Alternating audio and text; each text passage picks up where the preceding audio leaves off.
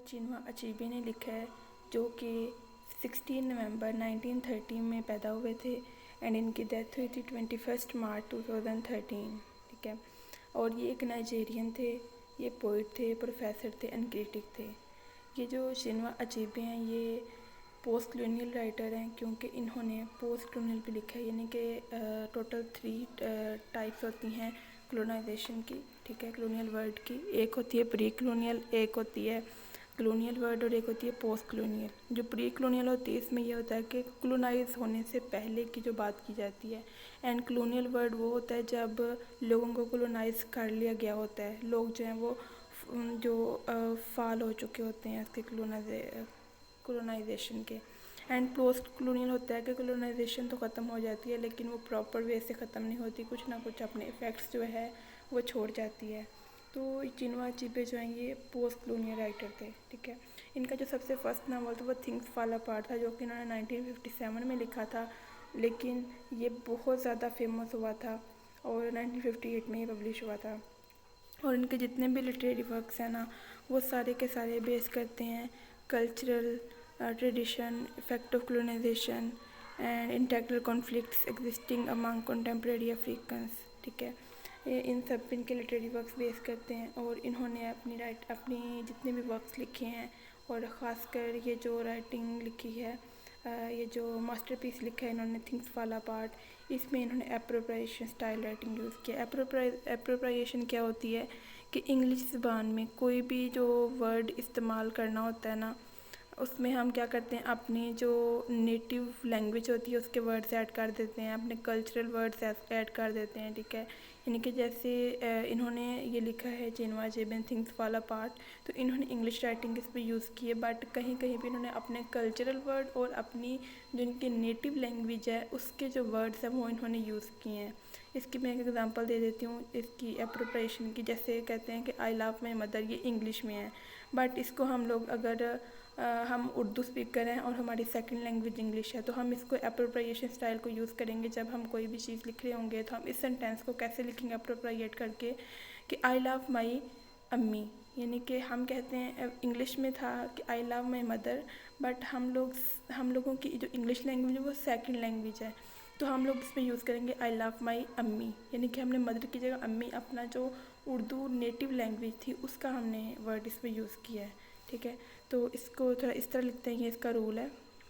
तो इन्होंने इस रूल को जो है ना वो तोड़ दिया था इंग्लिश को, और उन्होंने अपने जो नेटिव लैंग्वेज थी उसके वर्ड्स यूज़ किए थे और इंग्लिश लैंग्वेज के इस रूल को तोड़ दिया था कि वो सेम एज इट इज़ ही लिखी जाए। ठीक है, उसके बाद हम बात करेंगे इसमें इसकी थिंग्स फॉल अपार्ट की, इसके इंट्रोडक्शन की, इसकी जो है कि ये कब लिखा गया। ये 1957 में लिखा गया था नाइजेरिया में, और ये पब्लिश हुआ था 1958 में। ठीक है, ये एक पोस्ट कॉलोनियल वर्ड है, वो मैं आपको पहले बता चुकी हूँ कि पोस्ट कॉलोनियल क्या होती है। ठीक है, एंड पोस्ट कॉलोनियल ये वर्ड कैसे ये पीरियड में कैसे लिखा गया था और इसके क्या इफ़ेक्ट्स थे, वो आपको सारा नावल जो इसके कैरेक्टर हैं उसकी समरी सुनने के बाद समझ आ जाएगी। एंड इसका जो टाइटल है वो चूज़ कहाँ से किया गया था, ये W.B. यीट्स जो हैं इनकी एक पोइम थी बहुत ही फेमस, जो जिसका टाइटल था द सेकंड कमिंग। ठीक है, इसकी एक लाइन थी, इसकी एक वर्स थी, ये थिंग्स फॉल अपार्ट, उसमें से जो है ना ये लिया गया है ये title things fall apart. And ये जो नावल लिखा गया ये चिन्वा अचेबे ने, मैंने पहले भी आपको बताया कि ये एक पोस्ट कॉलोनियल राइटिंग है। ठीक है, तो ये एक रिएक्शन था किस नावल के against, heart of darkness. Heart of darkness एक जो है वो लिखी थी कॉलोनाइज़र ने, जो कि एक वाइट मैन था, बट जो थिंग्स फॉल अपार्ट है ये वाइट मैन के रिएक्शन में लिखी थी चिन्वा अचेबे ने थिंग्स फॉल अपार्ट। ये एक कॉलोनाइज्ड पर्सन है। ठीक है, इन्होंने ये कॉलोनियलाइजेशन का जो है ना वो शिकार हुए थे। एंड देन हम बात करेंगे इसके कैरेक्टर्स की। तो सबसे पहला जो इसका कैरेक्टर है वो है अकोनक्वो। ठीक है, अकोनक्वो की बात की जाए तो ये जो है ना ये एक प्रोटैगनिस्ट है। ठीक है, ये इस नावल में तो प्रोटैगनिस्ट है। ठीक है, बट ये जिस क्लैन में रह रहा था उसका नाम था यूमोफिया, और उस क्लैन का ये लीडर था। ठीक है, ये जो नावल लिखा गया है ये पोस्ट कॉलोनियल है, ये अफ्रीकन्स पे लिखा गया है। ठीक है, तो उन्होंने यानी कि कॉलोनाइज होने के बाद उनकी क्या सिचुएशन थी, वो कैसे जो है ना वो कॉलोनाइज हुए। ठीक है, उसकी ये सारी सिचुएशन इसमें बताएंगे कि कैसे कैसे जो है ना वो कॉलोनाइज़ किया गया था, और इनको उसमें कहा गया था कि ये बहुत ज़ालिम है,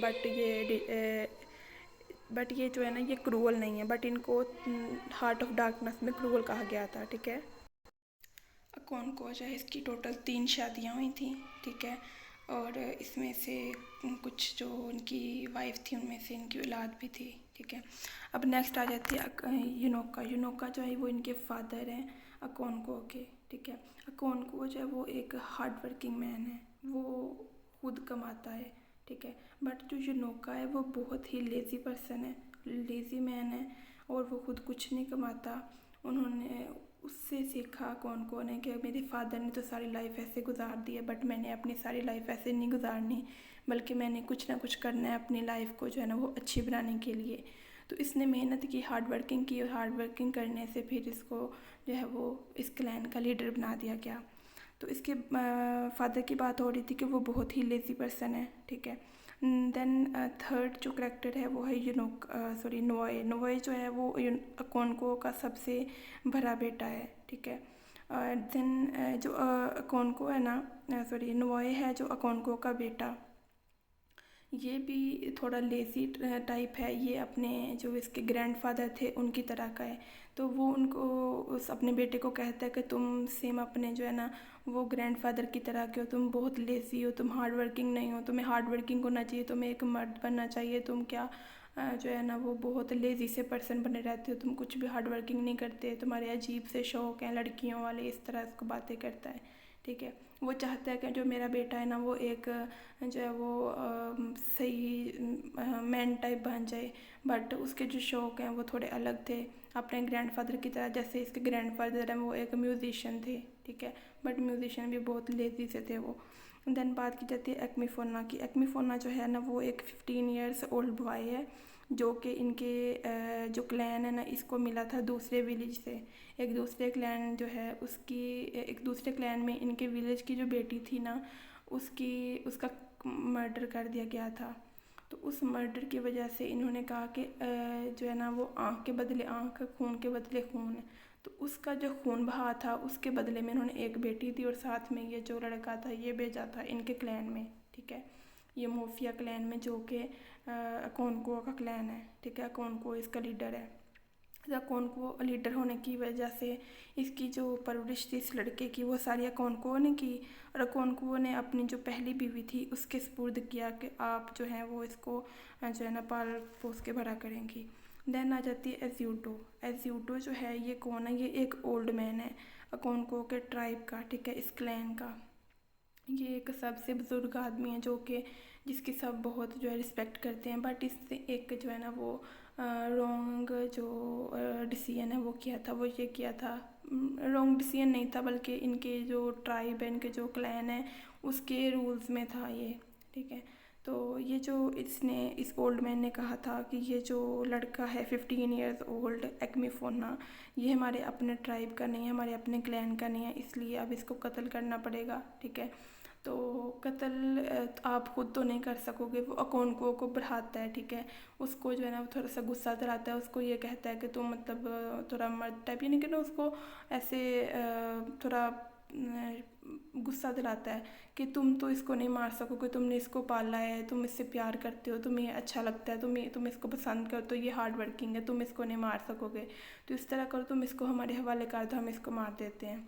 तो फिर वो इसी बात में आके तो वो उस लड़के को 15 ईयर्स ओल्ड जो एक्मीफोना है उसको जो है ना वो उसको कत्ल कर देते हैं। ठीक है, यानी कि उसको ना फांसी घाट पे ले जाते हैं, उसको कत्ल कर देते हैं सबके सामने।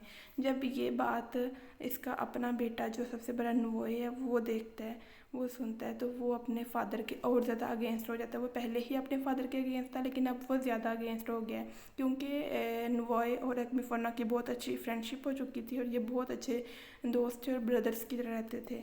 ठीक है, ये दोनों एक दूसरे को अपना ब्रदर कहते थे। देन जो एज्यूटो है इसकी जो फिर डेथ हो जाती है, और इसकी डेथ पे जो है ना वो इनकी कुछ शायद रस्में थी ऐसी कि वो ऐसे गन शन का कोई सिस्टम था। तो इसने क्या किया, जो अकोनको है इसके हाथ से गलती से शूट हो गया, और वो शूट जब हुआ तो वो गोली सीधी जा के इस बुज़ुर्ग आदमी जो थे इनके कबीले के एज्यूडो, उनके जो बेटे थे उनको जाके लगी। तो इसकी वजह से फिर अकोनको को इस ट्राइब से 7 साल के लिए बाहर भेज दिया गया, यानी कि उसको कह दिया गया कि आइंदा 7 साल के लिए आप हमारे कबीले में नहीं आ सकते, ठीक है। देन आ जाती है मिस्टर ब्राउन की बात।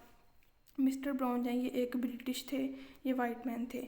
ये वाइट मैन तो थे, कॉलोनाइज़र थे, बट फिर भी थोड़ी सी इनमें रहमदिली थी, ये थोड़ा इतनी ज़्यादा सख्ती नहीं करते थे इन पर, बट फिर भी अपने रूल्स के पक्के थे, तो इनको उसकी वजह से कुछ करना पड़ता था। लेकिन इन्होंने आके तो इनके कबीले में बहुत ज़्यादा जो है ना वो अपग्रेडेशन की थी। इनमें स्कूल्स बनवाए, न्यू जो है ना वो टेक्नोलॉजीज़ लेके आए, न्यू जितने भी फीचर्स थे एक सोसाइटी को अच्छी करने के लिए वो इन्होंने किए। बट फिर क्या हुआ, इनकी जो मिस्टर ब्राउन की जो तबीयत है वो कुछ बिगड़ गई। इसकी वजह से इनकी जगह पे जो है वो रेमंड स्मिथ को जो है वो भेजा गया। रेमंड स्मिथ भी ब्रिटिश हैं, वाइट मैन है, बट ये टोटल ही मिस्टर ब्राउन के जो है ना वो अपोजिट थे। इन्होंने बहुत सख्ती की और सही अपनी क्रुएलिटी दिखाई इसमें आके कबीले में, कि सही जालमपन अपना दिखाया, ठीक है। लोगों पे बहुत जुल्म किया इन्होंने। और एक डिस्ट्रिक्ट कमिश्नर थे। डिस्ट्रिक्ट कमिश्नर जो हैं इन्होंने इस सारी सिचुएशन को देखते हुए एक बुक लिखी थी जिसका नाम था the pacification of the primitive tribes of the lower Niger, ठीक है। तो इसमें इन्होंने जो है वो इनकी तमाम जो गुड इनके वर्ड्स थे, अच्छी बातें थी, वो भी लिखी थी, और जितने भी इनके नेगेटिव इम्पैक्ट्स थे वो भी सारे लिखे थे। इनके पॉजिटिव और नेगेटिव दोनों जो इम्पैक्ट्स थे इनके कॉलोनाइजर्स के और कॉलोनाइज्ड पर्सन के, वो सब कुछ इन्होंने लिखा था। और एक अच्छे राइटर की जो पहचान होती है वो यही होती है कि वो दोनों जो है वो साइड को लेकर चलता है, पॉजिटिव इम्पैक्ट्स को भी और नेगेटिव इम्पैक्ट्स को भी, ठीक है। जो देन 7 ईयर्स बाद जब अकोनको वापस आता है अपने ट्राइब में, उस वक्त यहाँ पे रेमंड स्मिथ होता है, और ये बहुत ही क्रूअल होता है, ये मैं पहले आपको बता चुकी हूँ। देन इनकी करेक्टर थी एजिनमा जो है ना वो इसकी जो हिज सेकंड वाइफ है, ठीक है। सो कि सेकंड वाइफ की जो है ना उसकी डॉटर है, यानी कि ये अकोनको की डॉटर है, बट ये सेकंड वाइफ में से है, ठीक है। और देन आ जाती है एचेंड्यू क्या है, ये अकोनको के एक अंकल हैं, ठीक है। और इसके ये मैटरनल अंकल हैं, यानी कि इसकी जो मम्मा हैं इनकी, उनके ब्रदर हैं, यानी कि इनके मामू हैं, ठीक है। देन ओब्रिका जो है ये अकोनको का फ्रेंड है, जो कि बहुत ब्रेव है और ये बहुत ज़्यादा बहादुर है। ये भी सेम जो है वो अकोनको की तरह बहुत हार्ड वर्किंग मैन है। देन बात की जाती है एक्विफी की। एक्विफी जो है ना वो अकोनको की सेकंड वाइफ है और इस क्लैन की सबसे ब्यूटीफुल लेडी है। देन इनोक जो है वो एक क्रिश्चियन एक चर्च में रहने वाला एक पर्सन है जिसका नाम इनोक है। देन कीलो है, ठीक है। कीलो जो है वो वो एक्विफी की फ्रेंड है। एक्विफी कौन है? अकोनको की सेकंड वाइफ, यानी कि अकोनको की सेकंड वाइफ जो है उसकी फ्रेंड है ये कीलो, ठीक है। ये एक विधवा है, ठीक है, विधो है। और इसके साथ साथ ये क्या करती है, ये लोगों की फेट जो है उसको डिसाइड करती है, थोड़ी सी रिलीजियस टाइप है। देन एक्यूना की बात की जाती है। एक्यूना जो है वो यूमोफिया जो ये ट्राइब है उसका एक लीडर है, ठीक है। और ये साथ में ये रिलीजियस पर्सन भी है, ठीक है। इन्हीं के वैसे तो इस क्लैन का जो लीडर है वो अकोनको है, लेकिन अकोनको के बाद जो है वो एक्यूना है।